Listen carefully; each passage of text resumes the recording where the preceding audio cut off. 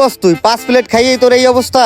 10 প্লেটের কথা কইয়া বইছি, 10 প্লেট খাইয়েই উঠলো। আমার এখন পর্যন্ত পেটের এক কোনো ভরে নাই। এই আরেক প্লেট বাদ দে।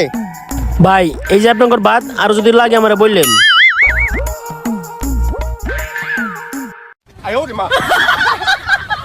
আল্লাহ, এটা কোন ফকির আইলো? একটা প্লেট ভাত পেয়ে সব ভাত খেয়ে লাইলো। মালিক দিয়ে এখন কি জবাব দিব? যেমনি হোক একটা বুদ্ধি বাইর করতে হইব। বুদ্ধি একটা পাইছি, কাজে লাগাই দিই।